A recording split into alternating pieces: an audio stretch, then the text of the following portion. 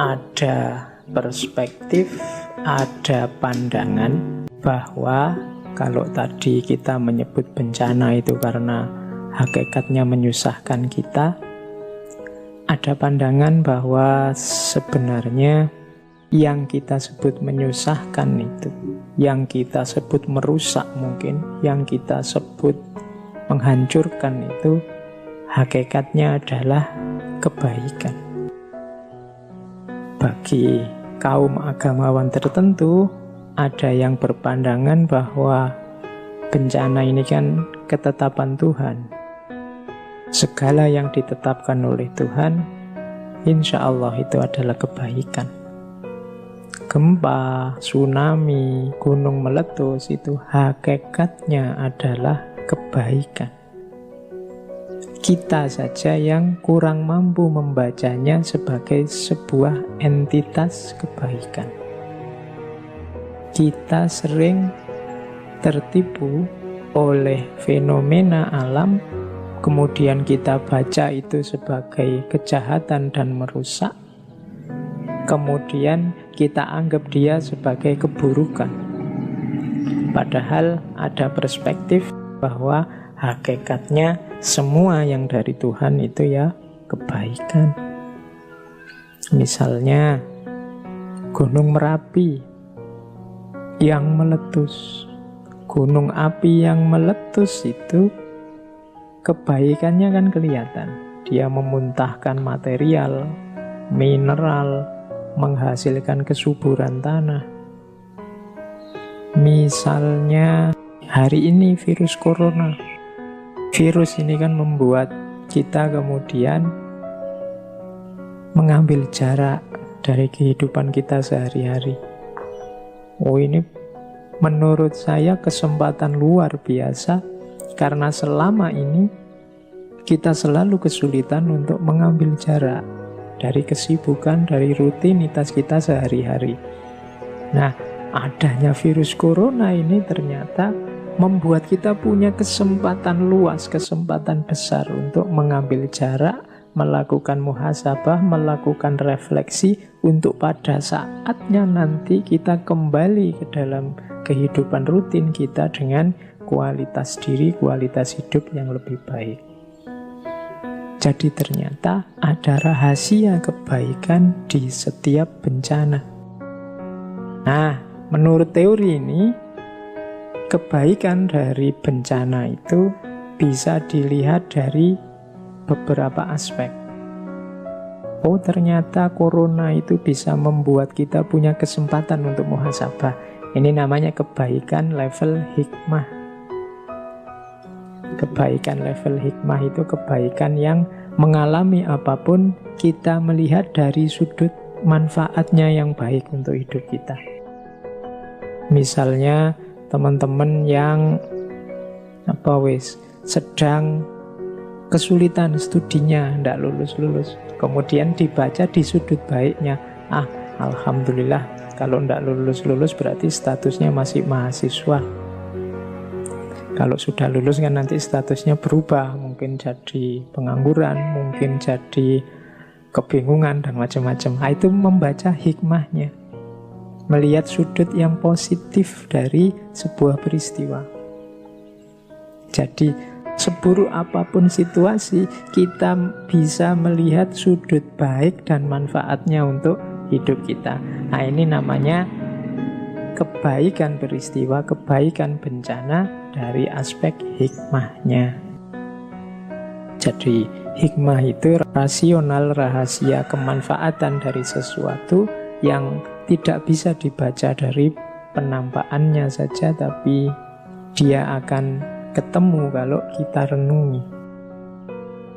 Nah, selain hikmah apa? Rahasia kebaikan dari bencana itu ada pada sunnatullah. Jadi sunnatullah itu keniscayaan hukum alam yang ditetapkan oleh Allah dulu sejak zaman azali. Jadi mengapa ada banjir, mengapa ada gunung meletus, mengapa ada angin topan dan macam-macam, itu semua kalau teman-teman melihat ke ranah sains, bisa dijelaskan, ada logikanya. Ada rumus-rumus saintifiknya. Dan rumus-rumus itu kita menyebutnya sunnatullah, itulah hukum Allah, itulah hukum alam. Kalau air di bendung, misalnya air sungai yang macet karena sampah, lahirlah banjir. Nah, itu sunnatullahnya memang begitu, air itu sifatnya begitu. Kalau dasar laut ada gempa kemudian muncul patahan, lahirlah tsunami. Itu penjelasan sunnatullahnya. Jadi tidak ada sesuatu itu yang keluar dari garis sunnatullah ini. Dan sunnatullah itu ketetapan Allah terhadap alam semesta. Jadi rahasia kebaikan dari bencana yang pertama itu sunnatullah ini. Semuanya ketetapan Allah. Dan Allah tidak mungkin menetapkan sesuatu yang sifatnya negatif. Hanya mungkin nanti respon kita yang kurang tepat, sehingga rasanya peristiwa yang semula netral itu jadinya negatif. Jadi paradigma sunnatullah itu menyatakan bahwa hukum alam ada rumus-rumusnya, ada pola-polanya. Manusia yang diberi akal silahkan membaca dan menyikapi pola-pola sunnatullah itu. Kenapa virus corona lahir, itu juga bisa dijelaskan secara saintifik. Dan gunung, kemudian laut, kemudian sungai, kemudian virus, itu kan tidak secara sengaja, secara sadar ingin menyakiti kita. Apa yang terjadi dengan gunung, dengan sungai, dengan laut itu kan sesuai sunnatullah mereka masing-masing. Beda dengan manusia yang diberi oleh Allah kebebasan. Jadi hakikatnya bencana selain kebaikannya bisa ditemukan melalui hikmah, yang kedua keberadaannya merupakan sunnatullah, ketetapan dari Allah. Yang ketiga dan sekaligus keempat, setiap peristiwa yang terjadi dalam konteks sunnatullah tadi pasti ada hubungannya dengan keseimbangan atau harmoni dan keadilan. Keseimbangan itu maksudnya ada siang, ada malam, ada tertib, ada kacau, kemudian dari kekacauan ini lahir ketertiban yang baru.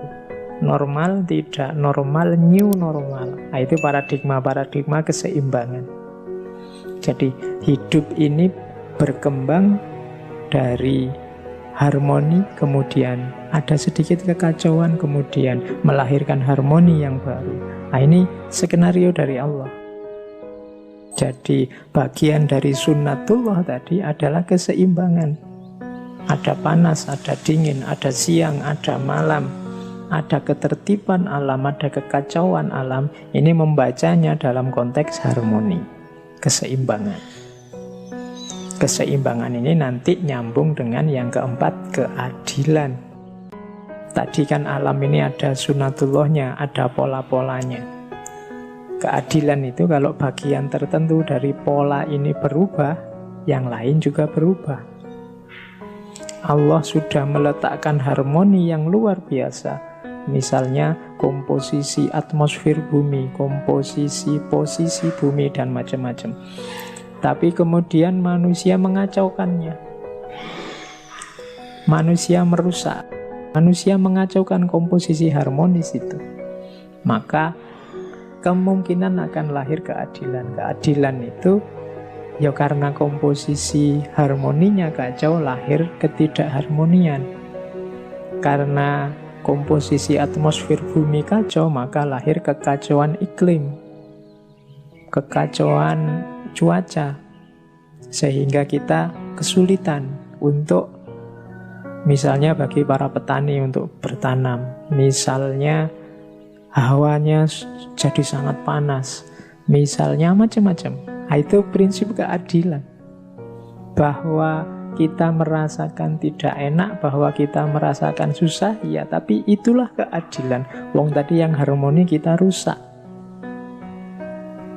Jadi alam ini ada rumus-rumusnya, ditata oleh Allah sedemikian rupa dengan segala keseimbangannya. Tapi jangan lupa juga, kalau kita memasukkan kekacauan, kalau kita melakukan yang tidak sesuai, ya hasilnya juga adil juga. Kita akan memanen ketidakharmonian dan ketidaksesuaian itu. Jadi itu hakikat kebaikan dari bencana. Jadi ternyata alam itu tidak pernah ingin menyakiti kita. Lingkungan kita tidak pernah ingin menyusahkan kita. Hakikatnya dia baik. Tapi jangan lupa, kalau kita memasukkan, kalau kita memberikan, mengacaukan harmoni ini, ya kita akan ketemu dengan keadilan. Kita rasakan sendiri ulah kita.